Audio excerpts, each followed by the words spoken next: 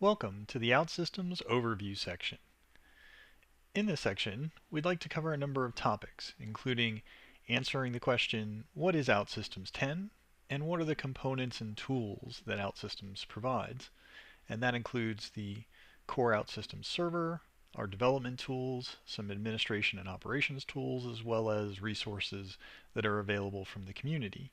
So we'll talk about all of those, and we'll also briefly talk about the server architecture itself and how apps get deployed. So let's go ahead and get started. OutSystems 10 delivers enterprise, web, and mobile applications very quickly. It is a low-code development environment that is enterprise grade and is a full stack system. It has the capability of being extended, and it can integrate with any kind of existing systems that you might have. And it also has built-in management and analytics. So OutSystems 10 is a complete system that helps us develop things and deploy them very, very quickly. Now, OutSystems has recently gotten a lot of analysis from different types of analysts, and Forrester has published their latest Forrester wave for low-code platforms, and OutSystems is one of the leaders. You can see that in the leader wave, OutSystems is here at the top, and there are a lot of people entering the low-code platform. OutSystems has been doing this for quite a while and has a really nice platform for us to work with. Gartner has also been working on their mobile application development platform, Magic Quadrant, and in their latest Magic Quadrant, OutSystems appeared as a visionary, and since this was the first time that OutSystems was evaluated and placed inside of the Magic Quadrants, to start as a visionary instead of a niche player or a challenger is very unusual. And you can see that OutSystems is right in the middle of lots of people that do mobile application development, and will continue to progress as things go on.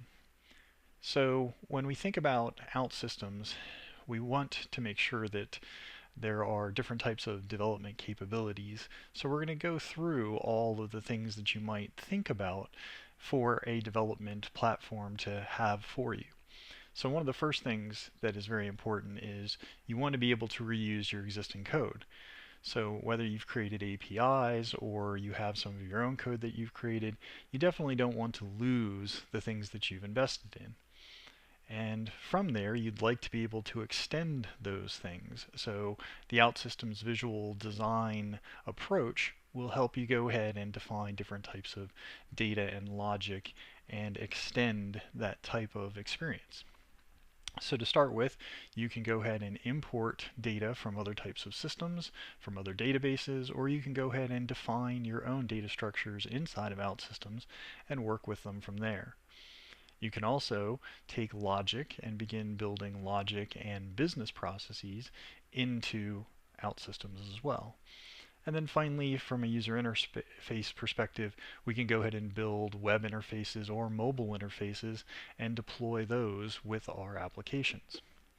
Now, once we do deploy the applications get code generated, and the generated code can either be Java or the .NET platform. So it is standard optimized code. And when we do some of the client side things inside of devices, we're using JavaScript. And once we deploy, we will go ahead and begin working with the code. So during the deployment phase, we would go ahead and take one of the versions of code and push it to a particular server. When that happens, sometimes we have different types of applications that may have dependencies on other types of applications. So it guarantees the integrity of what we're doing, and it governs all of the steps of the process so that the right people have access to and are able to move things between environments. So developers may be limited, administrators can do a little bit more, the operations team has different types of security so that we can govern all of these processes. And we also want to be able to monitor our applications so we know how well they perform, if they're having any problems, and be able to sort of see the life cycle of what is going on. Now, when we build these apps, we want them to be able to be available in the cloud or on premises or a mixture of the two. So OutSystems provides the capability for all of those to occur, and as you update your apps, you'll be doing continuous integration where the changes will happen inside the visual environment. We'll go through this process again, and we'll constantly be tracking the versions and the capabilities of our applications. So given that we have those capabilities, what are the components and tools that give us those things? Well, inside of OutSystems, there are a number of components and tools that are available. You can see here that we have our Service Studio environment, we have a Service Center, Lifetime, Integration Studio, and the overall OutSystems Server. So when we have those tools available, we will have a typical set of development environments. So we will have a development environment with a quality assurance environment and a production environment. And you can have more than this. These are the typical three that most people refer to, but we could have more environments than this if we need. And that means that the OutSystems has the capability of helping us move our applications in between the different environments that are created. So if we start by thinking about the main server, we have the OutSystems Server, which is the set of servers that can compile, deploy, manage, and then run our applications as well as monitor them. So the OutSystems Server itself sort of sits above one of the application servers, and that could be something like a Java or a .NET server, and it gathers all of the information and deploys the apps that we need, as well as tracking the data in any external systems. So to be able to do development, we would be using Service Studio. It's the development environment for our web and mobile applications. And when we get inside of Service Studio, we find it to be a low-code visual environment that shows us what's going on, and it enables developers to rapidly create really great apps, whether they be mobile apps or web apps. So your typical type of integrated development environment that will allow us to see the properties and the different resources that we're working with. Now, there's a second set of development tools called Integration Studio. We said that OutSystems is extensible, and that if we want to be able to reuse some of the existing code that we already have, we might want to be able to do that. Integration Studio allows us to integrate with different types of existing data or code from Java or .NET. So if there are databases that we'd like to connect to and be able to access their data, there is a special wizard and connector to go ahead and help us with the data. There's also different types of wizards that will help us import either .NET assemblies or different types of Java libraries. And once we do those things, Integration Studio begins displaying them in a way that makes sense from an OutSystems perspective. Inside of OutSystems, we'll be working with different types of entities. We'll have different data structures and actions that we may wish to be able to work with, and all of those will be defined in Integration Studio, and this will help bundle the things that are extensible and the things that are in the normal code and be able to make them available to the OutSystems server. So once we have our development, then we also want to be able to administer and operate the server that we're working on. So Service Center is the platform server's management console. And when we think of an admin console, we'd like to be able to see sort of all of our applications, how we can monitor them, how we could administer them, and some analytics. So the Service Center is a administration console that you can get to through the browser that shows you all of the information you'd like to know, such as, are the different parts of our current server up and running so that everything is going well. So Service Center gives us that type of information. There's a second type of administration console called Lifetime, and this manages the life cycle across different types of environments. So if we begin to look at some of our apps, whether they be mobile apps or plugins or other types of information, we can go ahead and look at our development environment. We can then sort of see our QA or integration environments, and there can be multiple environments. We can tag any of our applications in a particular environment and then move them from one environment to another by deploying them to the next given server. So Lifetime is a great tool that allows us to visualize that. It will show us if there are any problems with applications and if the different versions are having any kinds of problems. which keeps up the integrity of our server and our applications.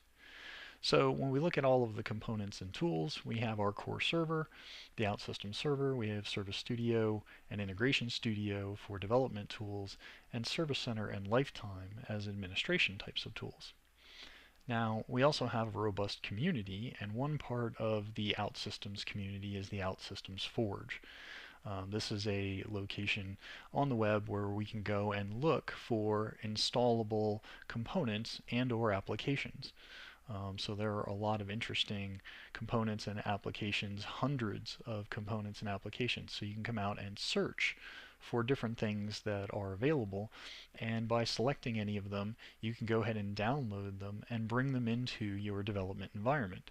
So sometimes you don't have to generate or create something from scratch. You may be able to start with one of these components or begin getting ideas from the components that do exist. So the Forge is a great community tool for us to be able to have resources available at any time we need them. There also is the community forums, and here we can go to exchange different types of information, give people tips or other types of things, or get our questions answered as to how we might do things like creating new user apps. So the community forums are a great place to get more information and to check for all the things that we might need. So, given all of those components and tools, how do they work together, or how are they structured? Well, if we think of a logical architecture of an OutSystems server, what you'll find is that Lifetime will be installed as an application if it's installed. Service Center would be an application as well. And all of the admin consoles or the development tools will connect. So you can see that Integration Studio and Service Studio connect to Service Center. Lifetime and Service Center will connect to their respective apps. When we're doing development, we would go ahead and work to push things to Service Center, and then the rest of the structure is there to kind of allow the whole system to work properly. And part of all of those things working together would be deploying applications. So inside of our Service Studio environment, when we have our code ready to go, we have a one-click publish button, and that will send that application's information to the server, and the server then will begin deploying it so it can compile the code and get it ready to run as an application. Inside of Service Center, we can do the same thing. So if we're in the admin console and we need to be able to publish one of these applications, we can publish it from Service Center just as we could publish it from Service Studio. So we don't have to be in the development tool to be able to do this. We can do it directly from Service Center if we need to. But if we're in Service Studio, we would publish to Service Center. Service Center immediately stores the information about the application in the metadata database. It then takes the description of the application and begins compiling it into real code. And that would be Java or .NET depending on our platform. The deployment controller service would then begin deploying the application, and it would then be available as a web app. If this web application needs data, then part of that structure would also be going to the database, whether it's SQL Server or Oracle or whatever database we might be using, and it will go ahead and get that ready so that it will have the data available for the web app. If we're building mobile applications, it will also create the mobile application bundle so that the device would be able to get the application that it needs. So a lot of different things that are going on inside of the architecture, sort of behind the scenes. So we've tried to give you a quick overview of what OutSystems 10 is, the main components, which are the server, the studios to do development work, and some of the admin pieces. And we briefly looked at the architecture and how sort of we step through the different pieces to deploy applications. So hopefully that gives you a better feel for what OutSystems 10 is, and you'll feel more comfortable as we move forward.